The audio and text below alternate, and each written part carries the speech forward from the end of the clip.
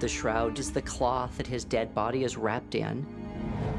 And because of the contact with the body of Jesus, that transforms and leaves a lasting mark on the cloth.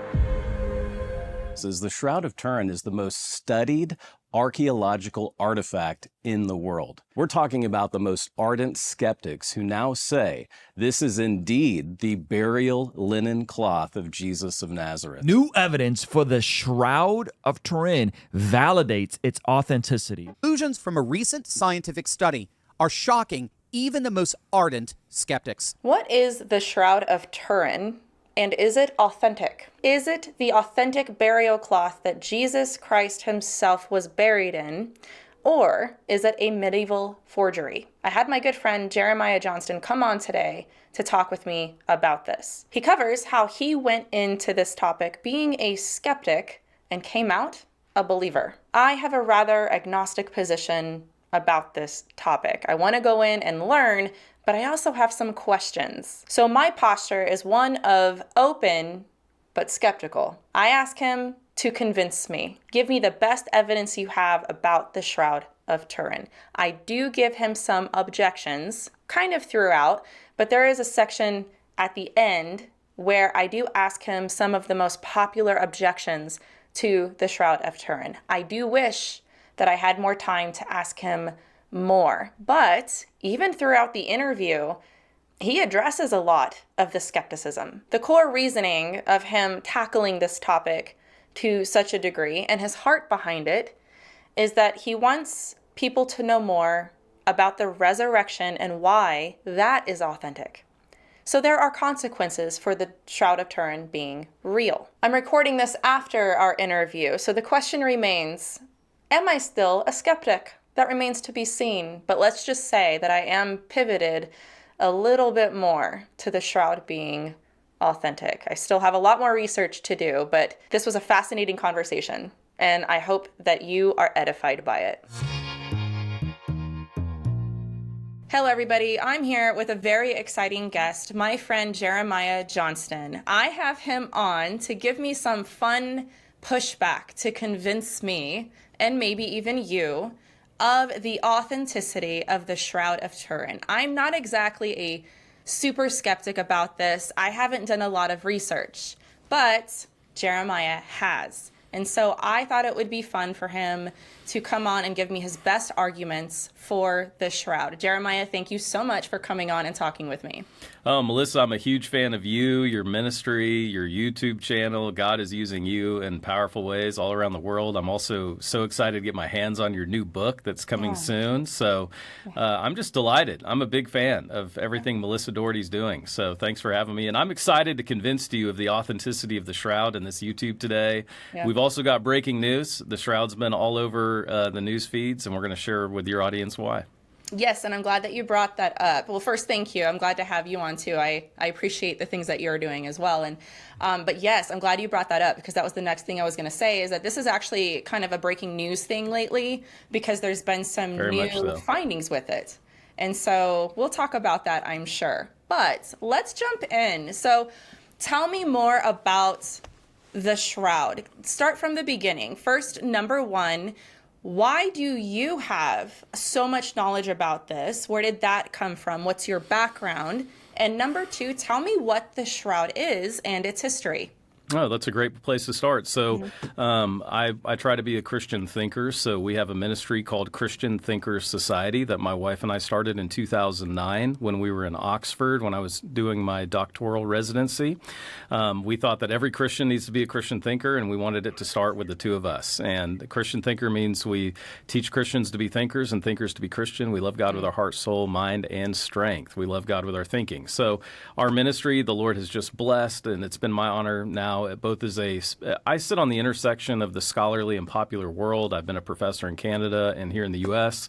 I was just recently elected to the Society of New Testament Studies, which was a 15-year goal of mine, and I'm excited to be part of that organization. It's the top 400 or so Bible scholars in the world, so I'll be participating in that conference in Regensburg, Germany next summer. So I'm very active academically, but I also like to put shoe leather to my academics and actually share in the popular world why all this matters. And so I publish Bible studies and books and video series and lots of video content on YouTube, just helping Christians have a thinking faith. And in light of that, a PhD knows a lot about a little, Melissa, and the little that I know a lot about is the historical Jesus. So I did my studies on Jesus, his life, his death, and his resurrection. And so I've published around 250,000 words and growing in both the academic and popular world, in both academic monographs and popular books and Bible studies. I filmed at all of the resurrection sites of Jesus in the Holy Land. And as a result, I have a front row seat to the best evidences for the physical bodily resurrection of Jesus. And so what I love about your channel and people who tune into you is we believe that a Christian worldview is central. And the center point of a Christian worldview is the death, burial, and resurrection of Jesus Christ. If we don't have that, none of our worldview ultimately is a house of cards. And so I'm looking for any and all evidence that is available to me, both biblical and extra-biblically available to me, about the resurrection of Jesus. And so if the Shroud of Turin is evidence of Jesus' burial shroud, that is an aspect of his resurrection. That is another line of evidence. And for a long time, I was skeptical of it because I was YouTube smart on it. I read what other people had to say about it. I did what a lot of Christians do. I just simply read a secondary source or a thinker that I respect. And because this thinker that I respected discounted the shroud, it caused me to discount the shroud.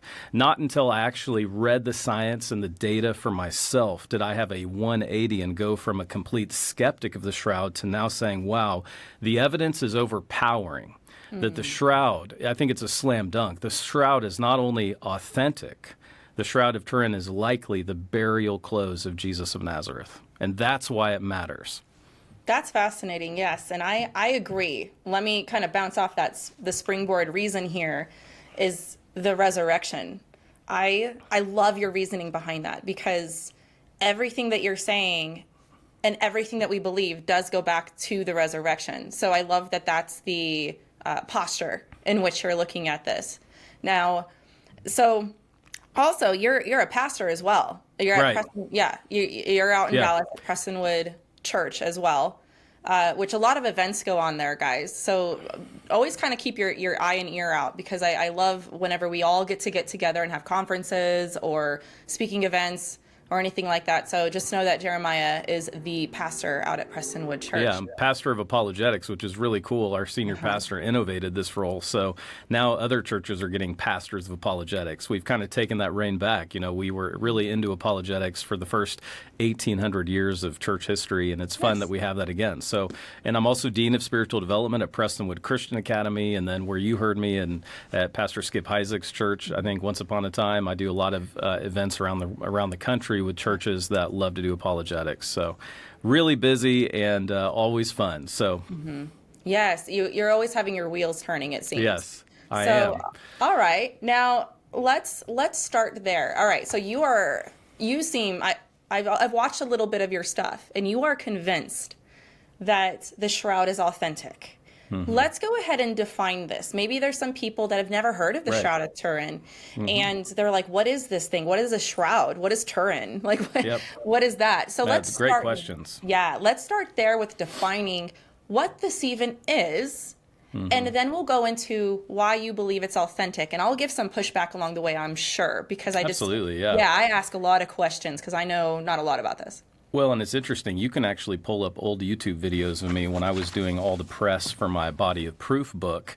Oh, you wrote a book about that? Yeah. So I wrote a book called Body of Proof, The 7 Best Reasons to Believe in the Physical Bodily Resurrection of Jesus. And then there's a Bible study that we did as well, where we have videos at all those resurrection spots. We filmed inside the Church of the Holy Sepulchre, inside the Garden Tomb.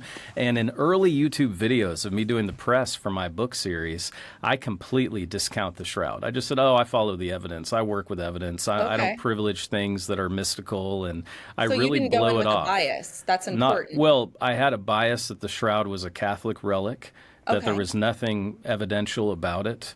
related to the resurrection, and therefore I didn't believe in it until, as I said in your first question, I actually started reading the reports for myself. And a couple of Bible scholars who I very highly regard challenged me. They said, Jeremiah, you're becoming known as kind of the resurrection guy. You need to look a little bit deeper into the shroud. And I'm like, oh, okay, I'll do that. And so I started reading it. And so the Shroud of Turin currently we're talking about a 14-foot wide linen burial sheet, essentially. Okay, think like a bed sheet. Okay, that's what a shroud is. It's essentially, and we have hundreds of these from antiquity. The way, especially from the land of Jesus and Judaica, Jerusalem, what is the land of Israel today. We have hundreds of burial shrouds, and in Jewish burial traditions, on the day of your death, you would be wrapped in a burial shroud, and you would be placed in a family burial tomb, okay? So that's not hard to understand. You wouldn't be mummified. So don't think like Lazarus, for example, in John chapter 11. He didn't look like a mummy. Notice he could come out of the tomb in John chapter 11. Now, granted, he was having trouble walking, but he wasn't wrapped like airtight, okay? He was wrapped in a shroud, John 11 says. Jesus is buried the exact same way. And these, if you're following at home or wherever you're watching this, I actually have my Bible with me.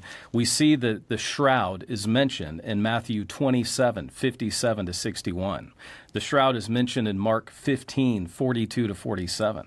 It's mentioned again in Luke 23, 50 to 56.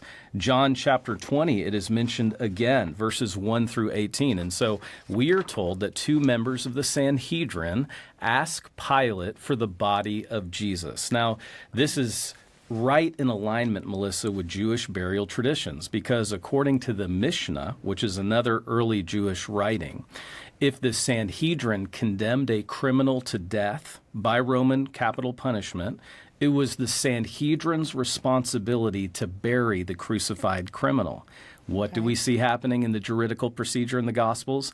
Two members of the Sanhedrin, Joseph of Arimathea, and we see Nicodemus request the body from Pilate. Remember, Pilate, and we'll get into this in a little bit, Pilate is shocked that Jesus died so soon. Jesus dies in less than 6 hours on the cross. Passover is that evening. And Jewish burial traditions, you had to bury before nightfall. There was a lot of superstition in Jewish burial traditions. They're moving fast. They get the body, and then they lay the body. And just for benefit of the audience, those of you that are watching this, maybe if you're listening later, you can watch it. This is the easiest way I can express it. I'm holding in my hand a piece of paper that's representative of the shroud, and the body is my phone. Nicodemus and Joseph of Arimathea placed Jesus' body in a shroud that covers the body like a pita, almost like a taco shell.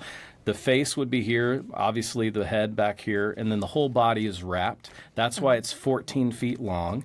The person who is crucified, the man in the shroud who is crucified, is around 170 pounds of weight, almost 6 feet tall, which is fascinating. We'll come back to why that matters in a little bit. And then other linen strips are placed around the burial shroud. So you don't have just this shroud, okay?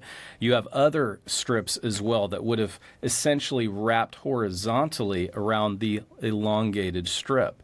Additionally, you would have wrapped, it's actually a sudarion in Greek, that's the term. It's a jaw band that would have gone under the crucified criminal's chin and then tied on top of the head. And why? Because when your body's in a state of rigor mortis, that way you wouldn't die with your mouth wide open. I just led a tour of college kids throughout the Apostle Paul, and they all took pictures of each other asleep on the bus with their mouth wide open. Okay, it was embarrassing. It was funny. Well, there was a lot of Jewish burial tradition that wanted to take care of the body even in death, and so they didn't want your mouth wide open, hanging out, in rigor mortis. So that's exactly what the Bible tells us happens, okay? We have hundreds of burial shrouds from the land of Israel. You can go to museums today and see those. What's fascinating about the Shroud of Turin, the linen Shroud of Turin, which that means it is a burial shroud that's located in Turin, Italy. Turin is in the northern district. It's in the Piedmont district of Italy. You can go there today. You can go to St. John's Cathedral in Turin, Italy, and you can see a facsimile of the shroud. More about that in a minute. Okay. So that's why it's called the Shroud of Turin. It eventually makes its way to Turin, where it's been for the last several years. I call it the Shroud of Jesus. What's fascinating about the Shroud of Jesus is, unlike the hundreds of burial garments that we have from antiquity and late antiquity, Melissa, this shroud has a full image in it of a crucified criminal. And the crucifixion marks on this crucified criminal link up and match. They correspond with the descriptions of Jesus' crucifixion that were given in all 4 of the canonical Gospels. That's what's mind-blowing about it. So the Shroud of Turin is located in Turin, Italy. It has an image on it, a faint sepia image that when you take a picture of it with a camera becomes a photo positive, full of detail of a crucified man. The crucifixion marks, again, match what we have of Jesus. So that's what it is. So you can see why this has garnered all kinds of attention. Yeah, I have so many questions. Okay, first question is, how and why do people think that that is Jesus's burial cloth and not somebody else's? Yeah, that's a great question. Again, this is an area that I actually have a lot of expertise in. Okay. This whole notion of Roman crucifixion, and the sources that we have for Roman crucifixion are fantastic. What's amazing about Jesus' crucifixion, Jesus was crucified in a particularly demonic, heinous way. Roman criminals were not always, in fact, ever. We only know of one Roman criminal who was given a cap of thorns to wear on his head from antiquity, and that's, of course, Jesus of Nazareth. We know of only one Roman criminal who was ever stabbed in the heart through his side by a lance wound in his side, going up his torso into his heart. We have evidence of only one, and that's Jesus of Nazareth. When you look at the way that he's crucified with the nails that go through his wrists, and by the way, you Greek scholars at home, the same Greek word for hands and wrists is in the New Testament, so there's no contradiction there. What do we have in the image of the shroud? He's not nailed through his hands. That wouldn't work. He's nailed through his wrists and through his feet. Not everybody was nailed to the cross. Again, Jesus is crucified in a particularly painful way. None of the bones are broken on the crucified man in the Shroud of Turin, so there's no broken legs. What do we see, again, playing out in the execution procedure of Jesus? They go to break Jesus' legs. They see he's already dead. He had experienced such trauma, he dies before the customary breaking of the legs to hasten death. Jesus was already dead. When you look at the flagellation, that the crucified, that's a Latin term meaning being whipped, essentially, by the Roman flagrum. The flagrum was sometimes it was called a cat of nine tails. The term is flagrum, and it was a whip that had 3 cords. On the end of each cord are lead barbell kind of teeth at the end of that, and that's what would have struck the crucifixion victim. And I've actually just updated my research, and I'm happy to share this in our interview because it's likely that Jesus suffered over 700 wounds. That's what we see evidenced in the man of the shroud. The crucified victim of the shroud was lashed 120 times by that Roman flagrum. Just think about that. Let that sink in. There are wounds all over his body. We also see in the crucified man, see if this is memorable, there's additional abrasions on the shoulders. Why would that be? Jesus is asked to carry the patibulum. That's the crossbeam of the cross as he makes his way to Calvary. He can't carry it. It's too heavy. It's around 70 pounds. I couldn't carry something that was 70 pounds if I had been whipped 120 times either. Jesus barely makes it to the cross. And so these are all features on the Shroud of Turin. In the punctures in his head, I just want to say this, for me, virtually guarantee for me it's Jesus. The wound on the side, the lance wound, in my opinion, removes all doubts because no one else was crucified that way in the time of Jesus. Yeah, all right. So you're saying that these things on the shroud, say nobody even knew about Jesus, right? You're saying, if I'm understanding correctly, that this piece of linen shows a man that went through those particular things. So say right. all right. So say there's a person out there who's never researched the resurrection, and they're like, oh, there's a crown, there was something that pierced the head, there's something on the shoulder, there's this, there's that equals, hey, this shroud, this piece of linen is very unique for this time frame because of the amount of blood, where it's at. Am I onto something with that? Yeah, I would use the word correspondence. There's an overlap yes. or there's a correspondence between the evidence of the crucified man in the shroud and the way that we know Jesus was crucified, which was utterly unique in the Roman world for its time. Again, you didn't always fashion a crown of thorns and stick it on. Again, they knew he called himself the King of the Jews. They were mocking him. Normally, there would be broken bones. Sometimes, if I'm being interviewed on a really fast show, I might say he had a broken nose. And what I mean by that, I don't mean the bone of his nose was broken, but I do mean that the ligaments were broken. The man in the shroud, his nose is actually pushed over to the side. I've noticed that. Okay. I've seen photos, beaten. and I'm like, that nose looks okay. The right side of his face is like he's been in a heavyweight bout. So there are things that, again, correspond to the way in which that Jesus was crucified. And again, the most detailed account that we have of Roman crucifixion antiquity come from 4 books that you may have heard of: Matthew, Mark, Luke, John, and then the book of Josephus. So those are some of our best sources, according to Bible scholars, related to the crucifixion. And so the gospel writers really help us out. And so what I began to see was a correspondence between the way in which, so then you have to ask yourself, if this is a forgery, if this is a hoax, how do you know these certainties about Jesus of Nazareth, the way in which he was crucified? And that's where it set me down a path of really checking out this deeper, to where it's like, hey, if I'm going to stake my academic reputation on this, I need to learn more about it.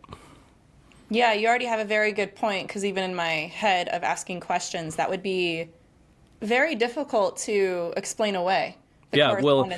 And if we are a medieval forger, Melissa, if you and I are living 700 years ago, like the carbon-14 dating espoused that the shroud is the 14th century hoax, there are details in the shroud that we would not know, details in there we would have never put in there if we were trying to come up with something that was acceptable to the time, but certainly not historical. For example, the Jesus in the medieval period is very effeminate. He doesn't have a full beard. The man on the shroud is a very masculine man, full beard, nearly 6 feet tall. We would have painted him on there as much shorter than 6 feet tall if we're in the medieval time. There's all kinds of details that go into the ways in which, if it was a hoax, you wouldn't have found type AB blood. There's been all kinds of hematological studies, that's studies of the blood type, but again, by chemists. I'm not quoting Bible scholars here. There are over 50 cross-disciplinary scientists who have spent time with the shroud. Most of them going into it thought the shroud was a hoax, and almost all of them now believe the shroud is authentically the burial cloth of Jesus. And why? Yeah. When they study all the correspondence, it's type AB blood. The blood in the shroud is human blood. It's not animal blood. It's not paint. It's not dye. When you look at the STIRP project, that would be the Shroud of Turin research team, known as by the acronym of STIRP. These 50 scientists who are weapons scientists, they're rocket scientists, they're professors from the Air Force Academy. They are, again, not Bible scholars wanting it to be true. They're not out to privilege this in some way. But when they began to study the shroud using all of the disciplines available to them and all of the scientific tests available to them, what caused me to start really believing in the authenticity of the shroud is the best science of today, and I mean right now, cannot prove or explain or duplicate how there is an image that has a molecular quality, it has a chemistry to it, there's a physics to it. They cannot reproduce this. So science, if it is a hoax, modern scientists have no idea how to explain how it occurred. Sounds like the resurrection in general. Exactly. Yeah. Exactly. There's an element of we don't know what happened to the body. Yeah. But he wasn't raised again. Yeah. Exactly. And so, I mean, that's what really, we can get into all the different reasons, but when you look at the best scientists today, they cannot explain how there is an image in the cloth. And when you actually read the reports, and then you have to start really doing mental gymnastics to try to show that it's a hoax, or you can just follow the evidence where it leads that, hey, it's actually first century. And that's what some of the breaking news we need to get to actually shows. Yes. So we'll get to that. I have a follow-up question with this, and we'll pivot into the objections. Okay, great. After setting on all this foundational stuff. Now, I have a question about how it got to Italy. Like, how was it preserved? And Where It was did in it France come for from? a long time. Yeah, there's Where did it come from before Turin? Yeah, these are great questions. In fact, if you ever go to Jerusalem, there's an incredible Shroud of Turin exhibit in Jerusalem at Notre Dame, which is right outside the new gate of Jerusalem, or the Christian entrance of Jerusalem in the Old City. And you can actually see they have a brilliant map that shows that we have evidence of the shroud in Edessa. In the 6th century. We have evidence of it going to Constantinople, which would have made sense because that was the capital of Christendom for 1,000 years. And then it finds its way into Europe, eventually into the hands of private families. It's in France for hundreds of years, and then ultimately it makes its way to Turin, Italy, where it's been for the last over 100 years, easily, and longer than that. And so it's had quite an experience of travel. What's fascinating is there's a scientist who dedicated 5 years of his life to study nothing but the pollen spores. I mean, Melissa, I've had to research all kinds of different reports. Yeah. This guy gave 5 years of his life to do nothing but trace the pollen spores on the shroud. And all of the pollen from the shroud comes from a very specific place, the land of Israel. So there's pollen on the shroud. Again, if this originated in Europe, if this is a European hoax of 700 years ago, how do you know to put pollen spores on it from the land of Israel? It just, again, he spent 5 years of his life going to all these places, and he's produced incredible reports showing that. So the travel question that you ask is very important, because that travel shows us, hey, it originated in Israel. There's pollen all over it from the land of Israel, not from Europe. And so I'm guessing the reason why it might have ended up in Italy, of all places, maybe because of the Catholic Church. Yeah, absolutely. Yeah. In 1988, and this is something I had to get over in my mind. It's not one of my top reasons for believing in it, but it wasn't until 1988 that the shroud officially became under the control of the Catholic Church, vis-a-vis the Pope as the custodian of the Shroud of Turin. But that did not happen until 1988. So before 1988, the shroud was under the exclusive control of private families.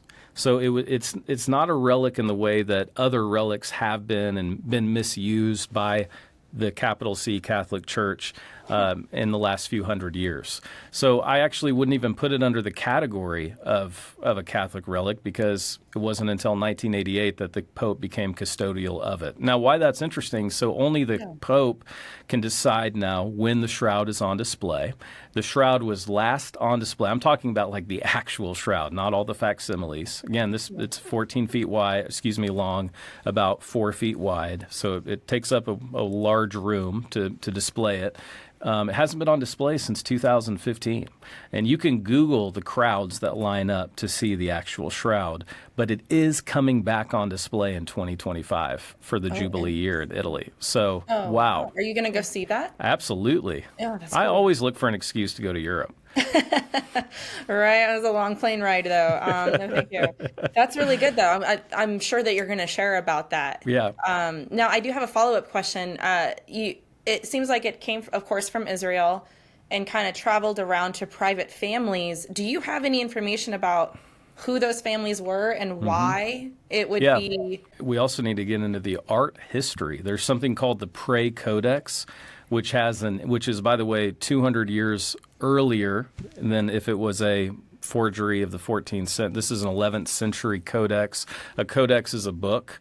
So when I use the word codex, it's just like the book that I have in my hand, and it's called the Prayer Codex, the Hungarian Prayer Codex of the 11th century. And there is a hand, obviously, drawing, because this is before the printing press, of the exact image of the Shroud of Turin down to the way Jesus' body is positioned. You can see the herringbone weave of the Shroud of Turin in the Prayer Codex. We have similar coins that look just like the image in the shroud. So we look into what's called numismatics, the history of coinage. Again, they didn't have social media in the 1st, 2nd, 3rd, 4th, 5th century, so you had to look on coins to see who was in power, who the local deity was. Well, we see images that match the man of the shroud in these coins.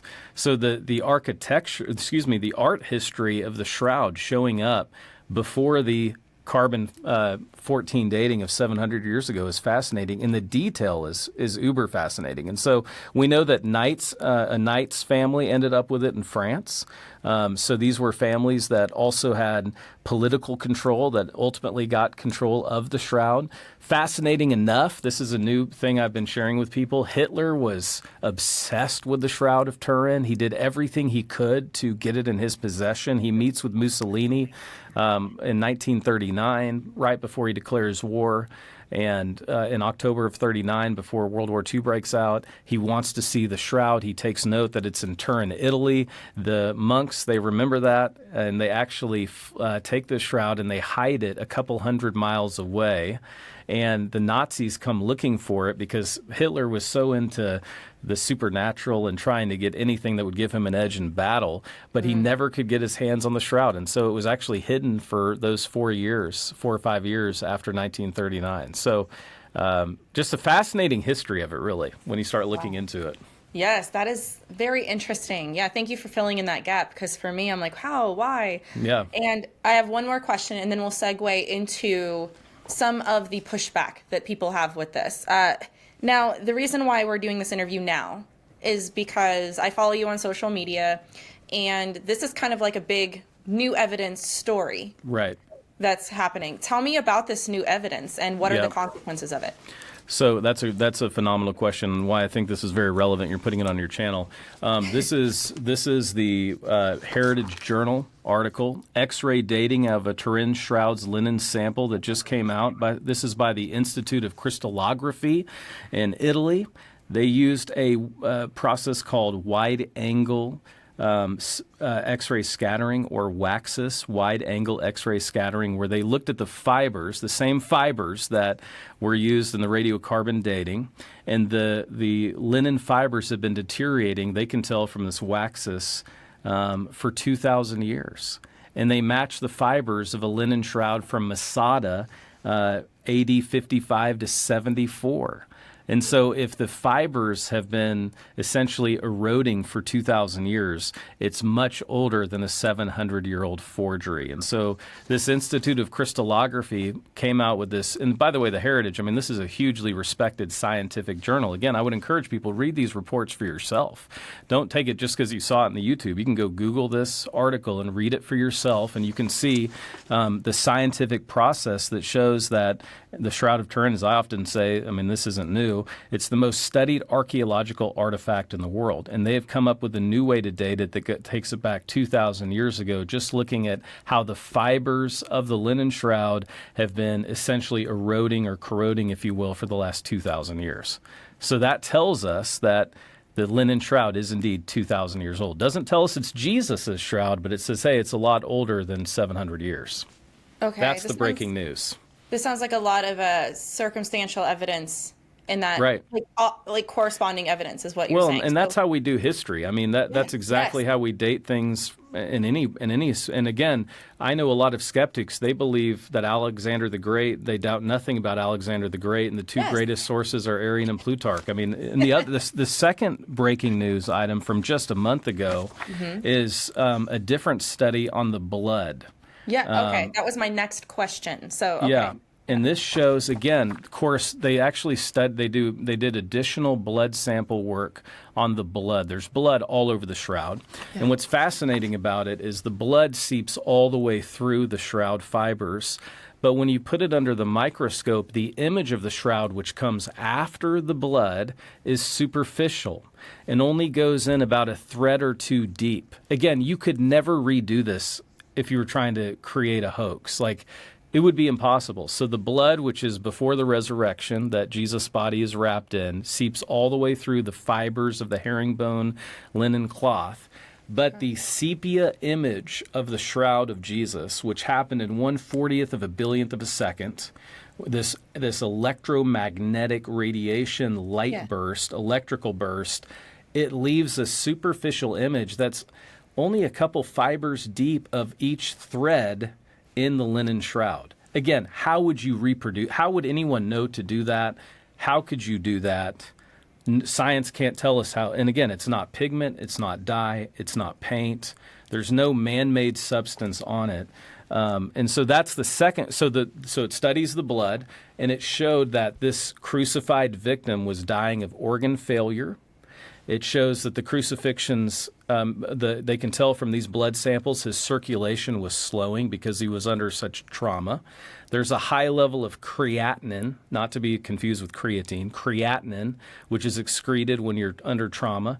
Huge levels of ferritin in the blood. Unfortunately, I know what this means because my dad had organ failure and he had huge, very high ferritin levels. His body was shutting down. Same with the crucified man. And then also the blood is red, Melissa. And again, for any hematologist who's looked at human dead blood, it kind of turns almost a blackish brown. Well, not if it has bilirubin. The crucified man was under such trauma that the liver begins to secrete bilirubin, which keeps the blood this very, very resonant red color. All of those features are in this breaking news study. Again, we already knew it was type AB blood, which is Semitic. Only 3% of the world's population have it. It's a Semitic blood type that comes from the land of Israel. Again, how would you know to do that if you were doing simply a forgery? So these are pretty fascinating things, and those are the two breaking news studies that have just come out. Who, excuse me, who came out with those studies? This is the Institute of Crystallography. Yeah, okay. Did the linen sample. That's the really earth-shattering one that it's 2,000 years old. And then this is an Italian scholar, Giulio Fanti, Department of Industrial Engineering, University of Padua, Italy, on the blood, which is really cool. Are they Christian sources or secular? No, these are all. This is the Global Journal of Archaeology and Anthropology. So yeah, I don't know anything about their beliefs. Oh, interesting. Yeah. Okay, that's interesting. Yeah. Because that matters, I think, especially for the watching world. Yeah. Yeah. All right. Let's go ahead and let's pivot. I'm sure you sound like you know what you're talking about with this topic, and I'm positive that you have come under questions, skeptical questions. Yeah. Some, people that are really wanting to learn more, and others that maybe they're just being harsh and skeptical just for the sake of being skeptical. So now you said that a lot of the stuff that people learn about this are from the internet. Mm-hmm. So I am going to use a little TikTok theology, and I looked up the evidence against the authenticity that might be more in the popular mind. I'm not saying I believe any of this. No, that's good.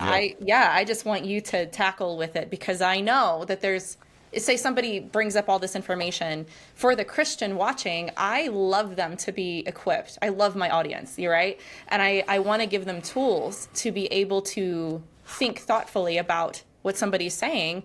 So if I'm reading this and they hear something that might be a little bit of pushback, they're like, I've heard this before. I can answer this. So let's first go to the argument of the radiocarbon dating, which you talked about before. I'm going to read this, and then you just give me your response to it. In 1988, 3 separate laboratories in Oxford, Zurich, and Arizona conducted radiocarbon dating tests on samples from the Shroud. The results dated the cloth to between 1260 and 1390 AD. So this is your argument saying about the Middle Ages. Right. A long time after Christ. Some critics of the radiocarbon dating argue that the sample used may have been from a later repair or contaminated over the centuries, but the majority of scientific consensus holds that the dating results are reliable. What's your response to that? That. First off, this is the number one reason, Melissa, that people discount the Shroud. They think it's a forgery, is the radiocarbon dating. Okay. What's a little bit more helpful to me now is with the whole follow the science has been debunked with all of the COVID nonsense that we all had to endure. Science has been marred in my mind. And people have learned to kind of study things for themselves, and not just because the CDC told me to do it or the government told me to do it. We understand these sources are not unimpeachable. So that's been helpful a little bit on this note. What does radiocarbon dating do? It tests for carbon. Well, in 1532, the Shroud of Turin survived a massive fire. It's a miracle we even have the Shroud of Turin today. It has survived fires. It's been doused with water a few times. So it's kind of amazing. We can still see it's phenomenal that Secondopia, the photographer in 1898, was able to even get a picture of it, because that's what started the fervor, was when he took a picture with huge glass plates in 1898 and saw the photo positive of the man of the shroud. But before that, it survives fires, being doused with water. We know that incense candles were used on it because, again, there are these L-shaped holes in the shroud. Well, it might have been used almost like a tablecloth with candles on it burning all the time, like incense, if you can imagine that. Wow. What does carbon test for? Smoke. So 700 years ago, the shroud survives a fire. Well, let's give the radiocarbon dating a round of applause. Thank you for confirming the shroud survived a fire 700 years ago, because that's what radiocarbon dating actually tests for, is smoke. That's carbon.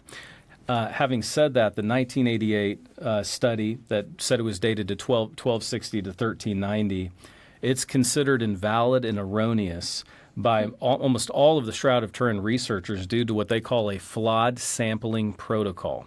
And in my slides, and I would encourage people to check out some of the talks I've given on this subject, I actually have very helpful slides, the approximate location of where the sampling was actually taken from. Because when you radiocarbon date something, you destroy it. So they had to, they're not going to take like the face of the crucified man and do the radiocarbon of that, because otherwise they would destroy it.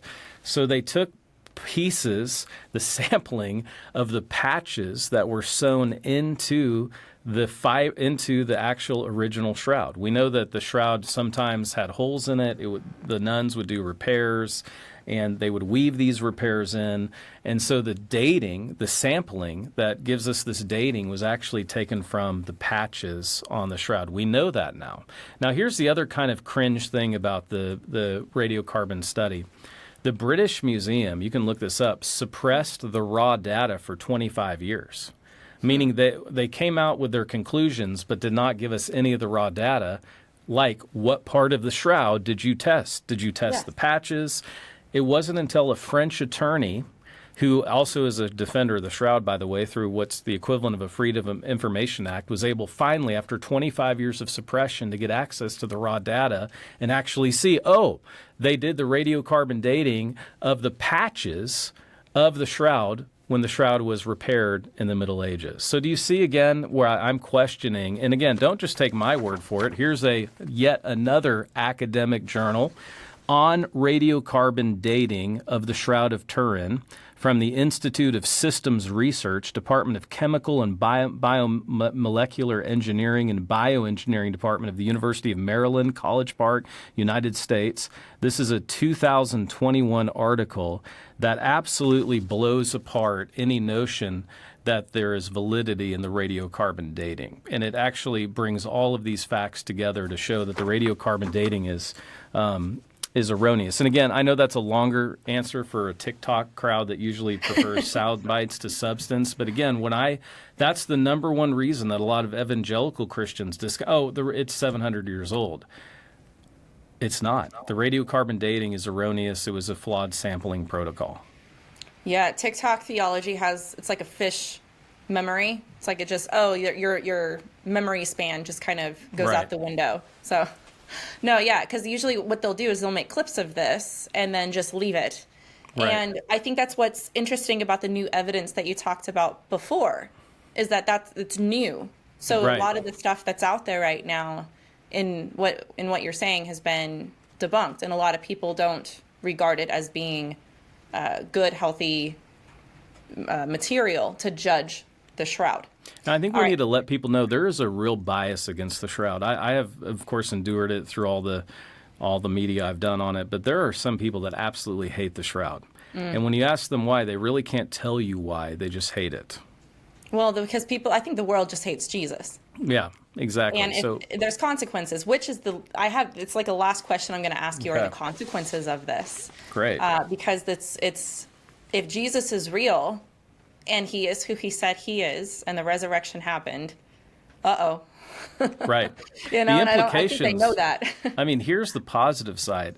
if the shroud is authentic and if it is Jesus, this is the moment of resurrection, Melissa, that Exactly. is left. I mean, this is the moment of resurrection that happened in 1/40th of a billionth of a second, like a laser beam that required 2.5 billion watts of energy, we estimate, to leave that kind of image in the Shroud of Turin that science cannot explain to this day.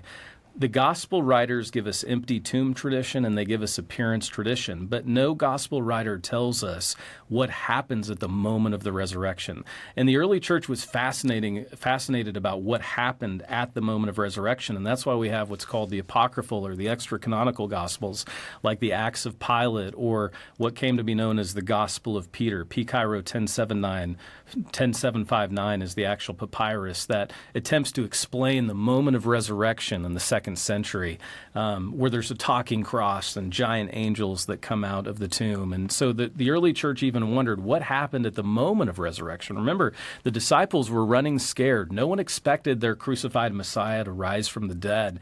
And yet, in this one moment, if the shroud is authentic, it captures for us the moment of Jesus' resurrection. And it's not a allegory.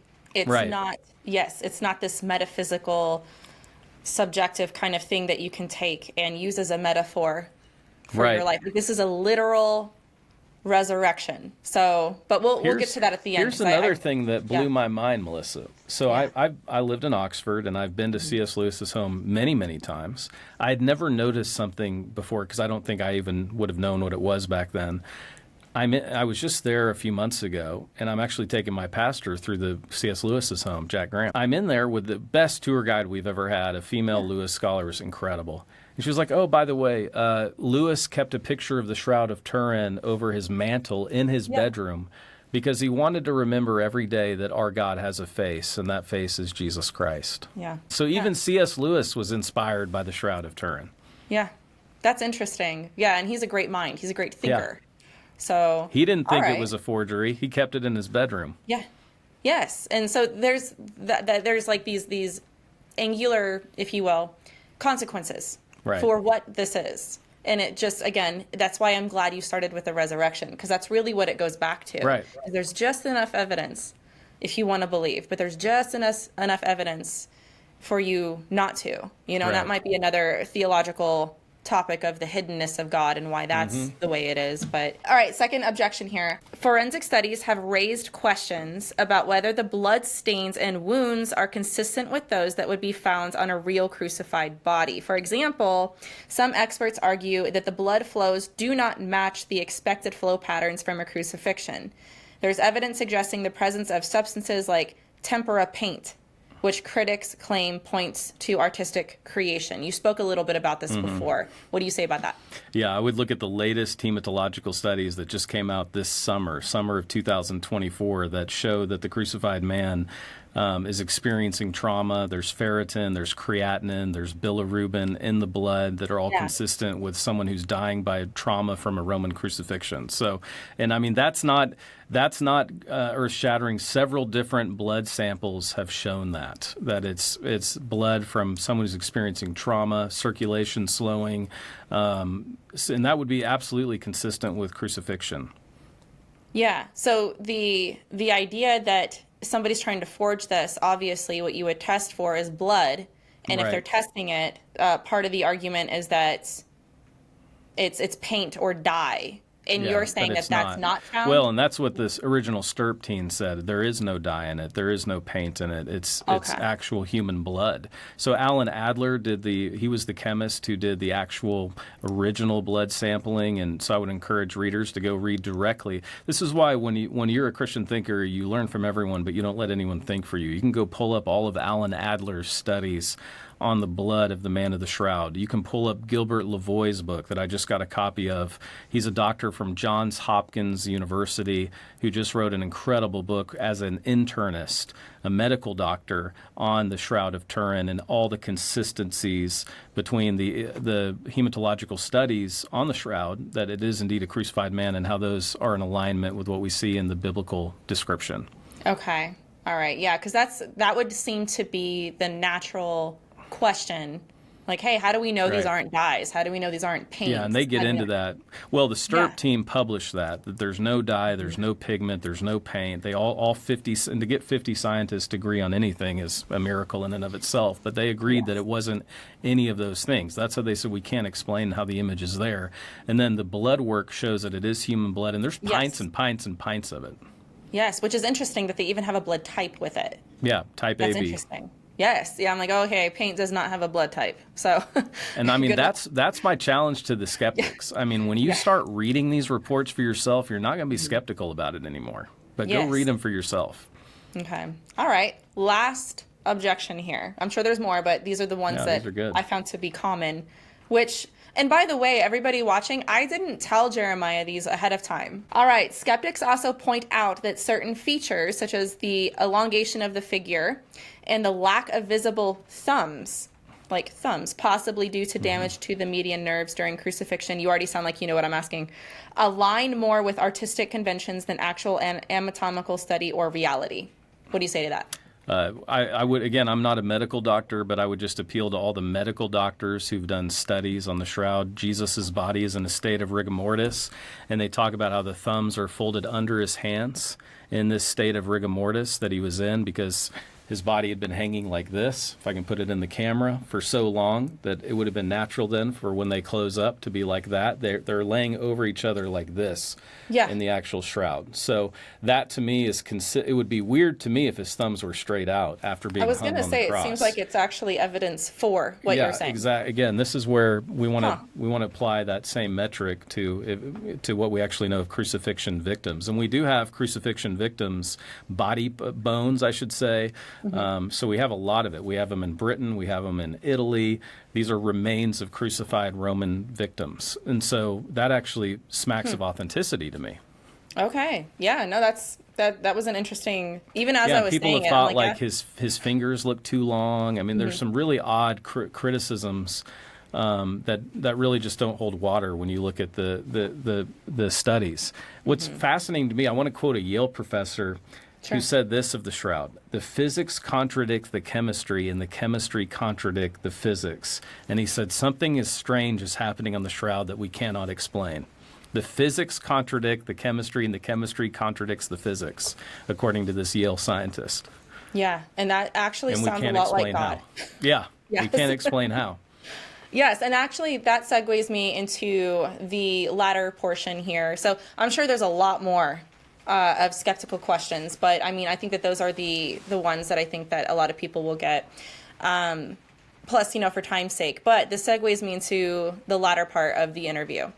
The blood, the consequences of this. The fact that if this is indeed the shroud of Jesus Christ, God in the flesh, who died for the sins of mankind, the historical Jesus, and we have a blood sample, right? We have actual physical DNA of God in the flesh. I think of the Christians that would take this and run with it, maybe not in such a healthy way. And then we have Christians like you who are really thoughtful about it and look at it like, hey, this is evidence for the resurrection.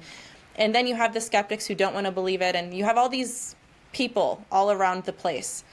I want you to talk to me about the consequences of this being real, probably good and bad in that way. Because the reason why I'm asking this question is that we as human beings tend to take relics like this and glorify them to statuses that they ought not be glorified to. If Jesus touched something, it's like we kiss its feet, right? We come up with a way to idolize it. So that would be my concern, where I'm thinking, oh my word, this has the blood of Jesus on it. Oh, and I should ooh and ah at that. But I think because we have a tendency to worship things that that might be a little we might need to watch out for that. Tell me your thoughts on this. Yeah, my thoughts are we need to be like the disciples in John chapter 20. In John 20, they go to the tomb. Remember, Peter and John. John outruns Peter, but who's the first person actually in the tomb? It's Peter, who was cursing, who denied Jesus just a couple of nights earlier, who literally wanted nothing to do with him. Peter is the first person to go in the sepulcher, the empty tomb. And in John chapter 20, it says, Peter then came out with the other disciple. They went toward the tomb. They both ran, but the other disciple outran Peter and reached the tomb first.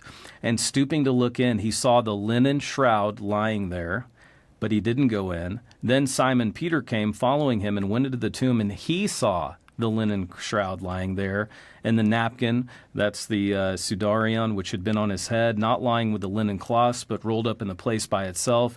Then the other disciple who reached the tomb first also went in, and they saw and believed. For as of yet they did not know the scripture that he must rise from the dead. Then the disciples went back to their homes. They told people about Jesus. And so the disciples didn't stop and start worshiping the linen shroud. They used that evidence to actually encourage their belief in Jesus Christ. Faith is always defined by its object, faith in something. And Melissa, we need evidence-based Christianity. And so if the shroud is evidence of Christianity, I will use that to bolster my belief without worshiping it. I will be like the disciples who saw the linen. It wasn't until they saw the linen garments there that they actually believed. That's a cool thing that I've learned recently in studying this. The sequence of belief is they see the empty tomb. They still may have thought that somebody robbed the tomb, but they know that you would have never left the linen burial clothes behind. And yet, that's exactly what happened here. They see the linen cloths lying there, and then they believe, and they want to go tell people about Jesus. So the implications are, number one, if it might be an additional shred of evidence for the resurrection of Jesus. Of course, in my book, Body of Proof, the 7 best reasons to believe in the resurrection, I don't count the shroud as even the top 7 reasons to believe in the resurrection. But guess what? It is in the top 10. Secondly, Christians who are well-meaning, fine people will actually worship it, and that would be a violation of the second commandment. The shroud is not man-made, and so I don't see it as a violation of the shroud of the second commandment unless Christians literally idolatrize it. What I would encourage people to do is, just like when you go to the land of Israel today or in a Bible Lands tour, you never read the Bible the same again when you get home from actually walking in the footsteps of Jesus. It brings a new context. It sheds new light. It gives us better interpretive precision when we do our devotions and when we exegete passages. It's like, oh, I've been there. I can see why they always said up to Jerusalem, even if they were going south, because of the elevation. There's new things that we can learn. And I opened up Romans 5:8 recently after thinking about just my additional work on the wounds of the crucified man of the shroud. And when I read Paul writing, but God demonstrated, he showed us how much he loved us, and that while we were yet sinners, Jesus died for us. So often I can doubt God's love for me. And yet the Bible says, wait a minute, God demonstrated his love for you, and that while you were yet sinners, Christ died for you. And what a death he died that I deserved. So those are some of the heavyweight implications of the shroud, in my opinion. Yeah, very well said. I do have one last speculative question for you. And this is maybe an opinion question for you as a pastor, as my friends, as somebody who does apologetics.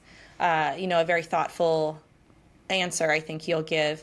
But a lot of things that we think about when it comes to the evidence for God and for Jesus, it tiptoes on this edge, right? Where there's definitive answers, but there's not. Right. And yes, you know what I mean.